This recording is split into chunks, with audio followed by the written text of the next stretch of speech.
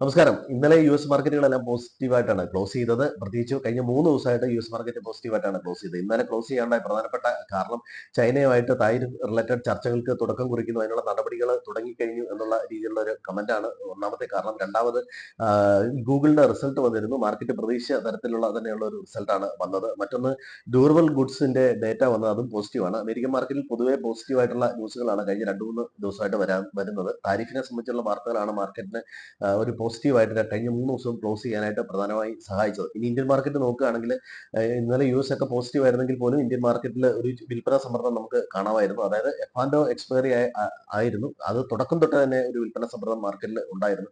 പ്രധാനമായിട്ടും പറയുന്നത് ഈ പഹൽഗാം ഇഷ്യൂ ആയിട്ട് ബന്ധപ്പെട്ട്, ടെറർ അറ്റാക്കുമായി ബന്ധപ്പെട്ട് ഈ സാമ്പത്തിക തലത്തിലും നയതന്ത്ര തലത്തിലും എല്ലാം ഇന്ത്യ നടപടികൾ എടുത്തു. ഇനി സൈനിക തലത്തിൽ അത്തരത്തിലെന്തെങ്കിലും നടപടി വരുമോ എന്നുള്ള രീതിയിൽ മാർക്കറ്റിന് ഒരു ആശങ്കയുണ്ട്. അങ്ങനെ വന്നു കഴിഞ്ഞാൽ മാർക്കറ്റുകൾക്കെല്ലാം അത് ഭീഷണിയാണ്. പാകിസ്ഥാൻ വിപണി ഇന്നലെ നല്ല രീതിയിൽ തന്നെ കറക്റ്റ് ചെയ്തിരുന്നു. അപ്പോൾ ഇതാണ് ഒരു പ്രധാനപ്പെട്ട ന്യൂസ്. അതുപോലെ തന്നെ ഇന്നലെ FIs ഇന്ത്യൻ മാർക്കറ്റിൽ വീണ്ടും ബയേഴ്സ് ആയിരുന്നു. ഇനി എഫ് പൊസിഷൻ നോക്കുകയാണെങ്കിൽ പ്രോ ട്രേഡേഴ്സ് ബുള്ളിഷ് ആയിട്ട് തന്നെയാണ് ഫ്യൂച്ചറിൽ നിൽക്കുന്നത്. FIs ഏതാണ്ട് ന്യൂട്രൽ പൊസിഷനിലാണ് നിൽക്കുന്നത്. റീറ്റെയിൽ ട്രേഡേഴ്സ് ന്യൂട്രൽ ആയിട്ടാണ് നിൽക്കുന്നത്. ഓപ്ഷൻസിൽ പ്രോ ട്രേഡേഴ്സ് പോസിറ്റീവാണ്. FIs നെഗറ്റീവ് ബയാസിലാണ് നിൽക്കുന്നത്. റീറ്റെയിൽ ട്രേഡേഴ്സും നെഗറ്റീവ് ബയാസിലാണ് നിൽക്കുന്നത്.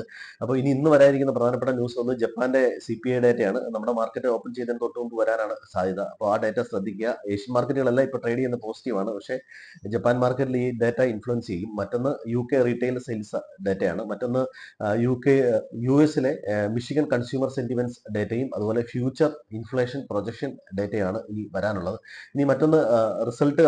റിസൾട്ടുകളിൽ ഇന്ന് റിലയൻസിന്റെ ഡേറ്റ വരാനുണ്ട്. റിലയൻസ്, അതുപോലെ തന്നെ Maruti Suzuki, RBL bank, Tata technologies, L&T finance, Cholamandalam investment and finance, doctor Lal PathLabs എന്നിവയുടെയാണ് പ്രധാനമായിട്ടും ഇന്ന് വരാനിരിക്കുന്ന റിസൾട്ട്. നാളെ IDFC west bank, Bansali engineering, Indiabulls enterprises, India cements എന്നീ കമ്പനികളുടെ റിസൾട്ടുകളാണ് നാളെ വരുന്നത്.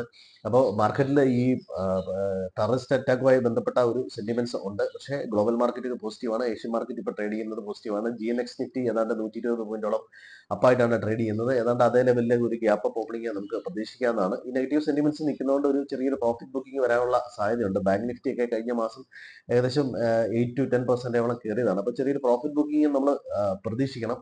അപ്പോൾ എല്ലാവർക്കും നല്ലൊരു ട്രേഡിംഗ് ദിനം ആശംസിക്കുന്നു. Thank you.